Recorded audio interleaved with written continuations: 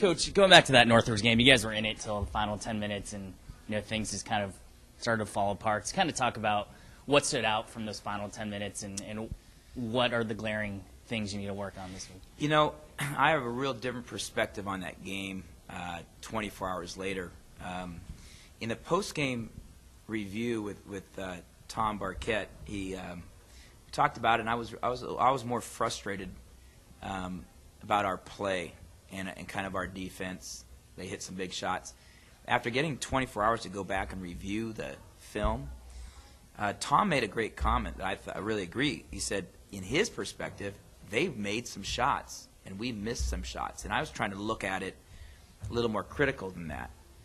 But when I went back and charted out shot attempts, place, person, we had probably 5 or 6 good open rhythm shots not go in that we made previous, 48 hours earlier. We beat Riverside at Riverside. Jamal Johnson and Tichenal came off the bench, knocked some shots down for us. And then on the other side of it, I give Northridge more credit than I did at the end of the game. The shots they made were big-time shots. They were actually closely guarded. There's only one uncontested shot they got off a defensive breakdown. And so looking at that, then a couple other of the shots they got, we got a foul on a three-point attempt that we usually don't get. You contest and hits a guy's hand or something like that. That called for a foul on fighting through a screen. And those are the mistakes I'll live with, because they were mistakes out of effort. We said you got to fight through it and get called for a screen, fighting too hard. You got to fight. You got to get up there and contest. We contested a shot, too late.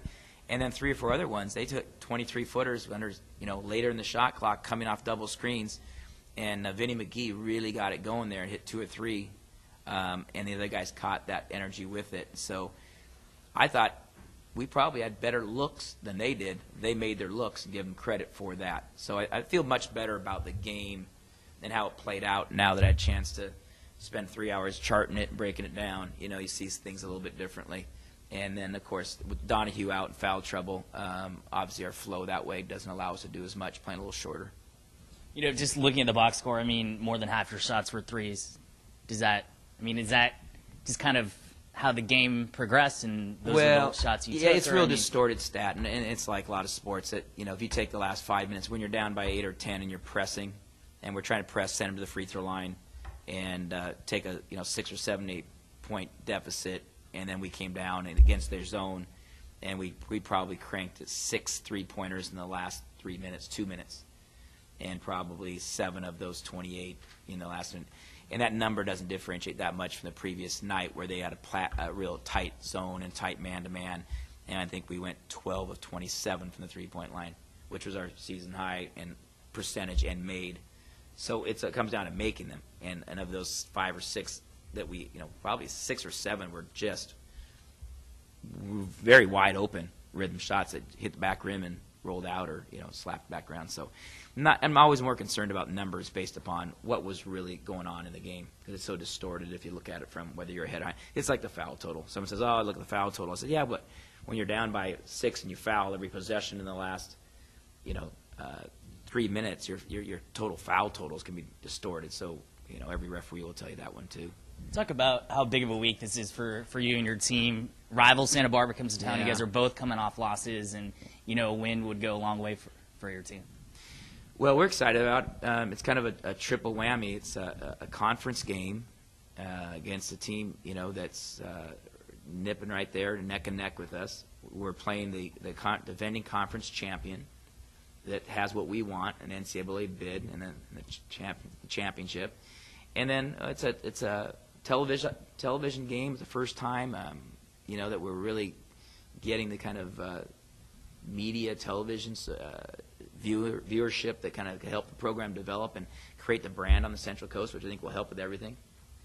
So I think it has a lot of impact in a lot of areas, and I think our players are aware of it, the coaches are aware of it, the students will be aware of it. There'll be 1,000 extra rally towels out for the students for the game. So it's really what's great about college basketball. I think it's going to be a great atmosphere.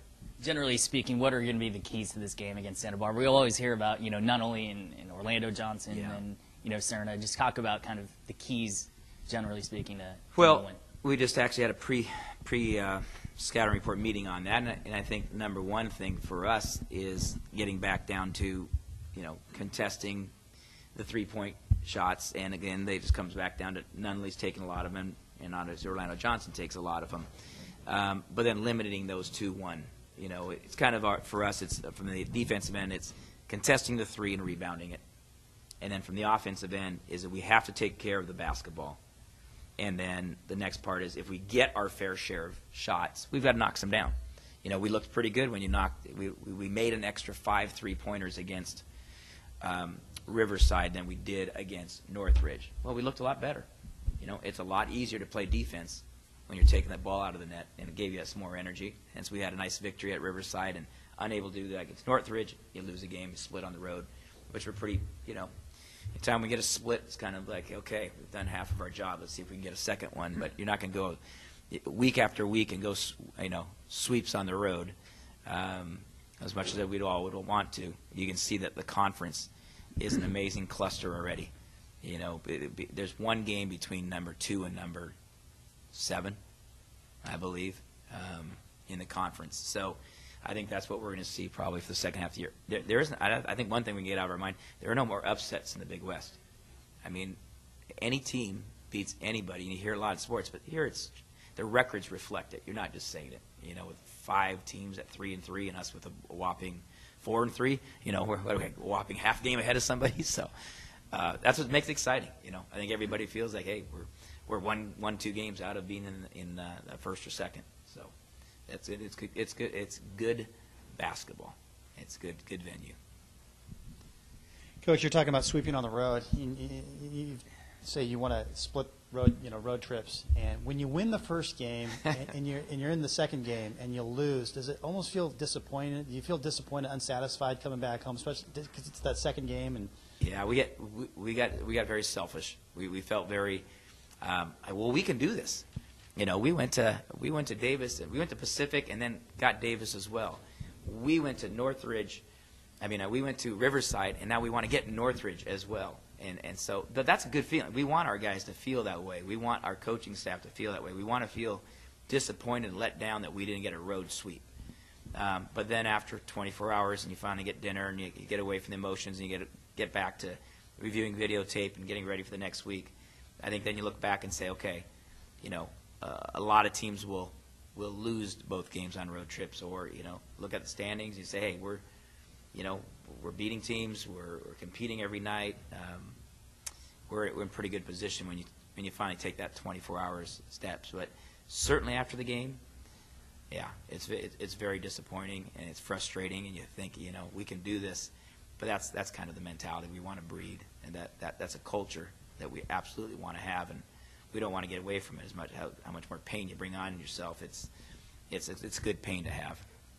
You guys have been built around defense so much this year. Give up 51 in the second half. How disappointed were the guys? Just not about losing, but also allowing. I know the game kind of dictated the last few minutes, but that was very un-Mustang like this year. Yeah, it was, and we talked about in the locker room how it's not just the players that are disappointed. The coaches, we all felt like we were a little frustrated because we couldn't get their offense under control in that second half, and we felt like, boy, we tried our matchup zone, we tried our 2-3 bump zone, we tried our man-to-man, we tried helping off different players. We just couldn't find enough fingers to put in the the dike to hold the water from spurting all over.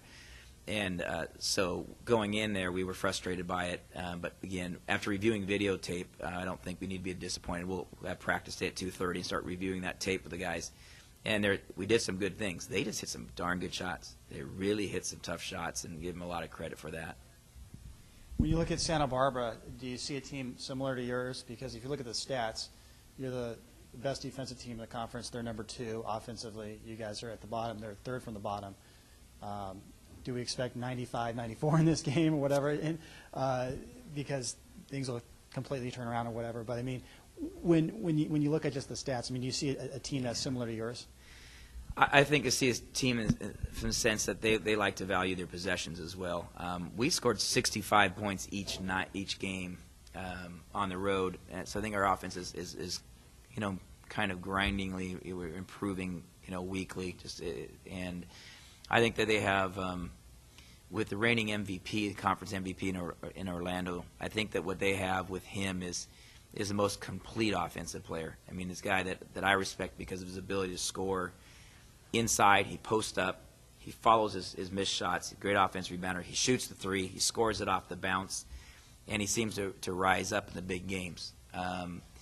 He's so good that I think right now he should declare for the draft and leave early for his his senior year. Is my recommendation to him and move on. But he's the reigning MVP of the conference as a sophomore. They're the defending conference champions that went to the tournament last year. So if you want to compare our team to theirs right now, that's great. But we haven't really kind of got to that level yet, and it's something that we're aspiring to and going to work for throughout the rest of the year. You touched on the rivalry a little bit already. I mean, this is your second year, third time you've played these guys.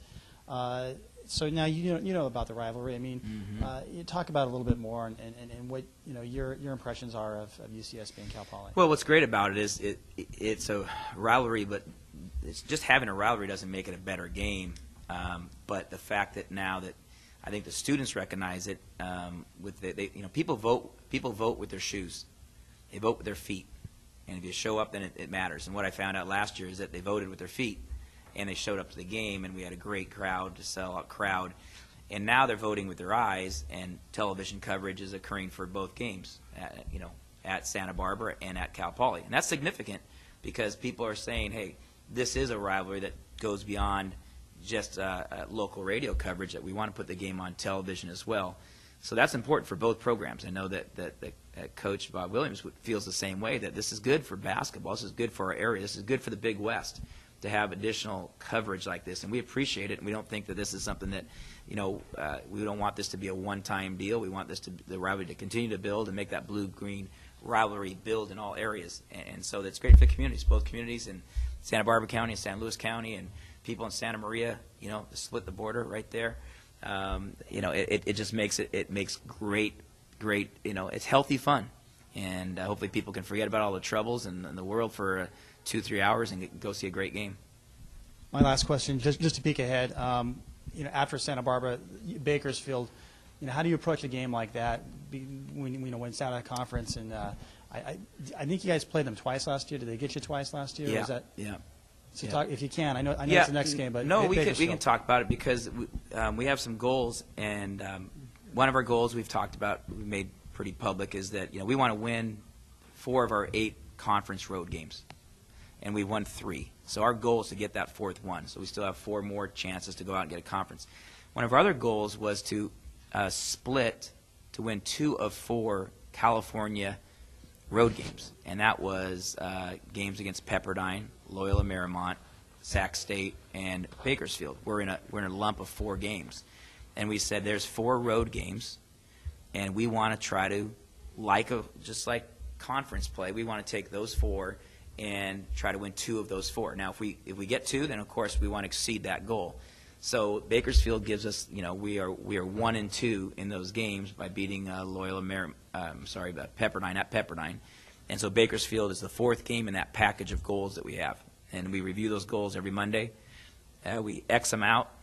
Different player gets to put an X up. I think Matt Tichenor will be voted as the guy who gets to put an X on the board today at practice on our goal sheet, because we got the at least one more win on the road. So we have those micro goals, and so that it allows us to talk about Bakersfield when it comes to appropriate time.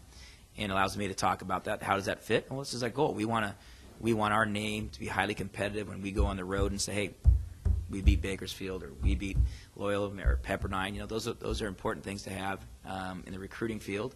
And overall, is when we go out, we want to have pride in our team. So we definitely measure those goals.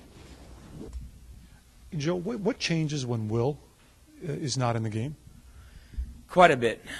His physical presence, obviously, he can neutralize guys. He maybe doesn't get every rebound. He'll keep somebody else from getting a rebound. Also, Will is one of our highest basketball IQ players, and he has a great sense of the pass before the pass, or a screen that needed to be set. How long can you hold this screen? He has a great feel for the game and a great comfort, and the team, the players, have a great comfort for him. And so whether we go with a freshman that comes in off the bench, whether it's Eisenhart or Pembleton, or whether we go small like we've done the last couple games because of the quickness of the other teams, then we're playing David at the 5, and David was a little banged up at the 5, and then we're playing Jordan Lewis, who's usually got a lot of 3 time in him, at the 4, and we become 3 inches shorter at those positions, and it just kind of slows down our chemistry.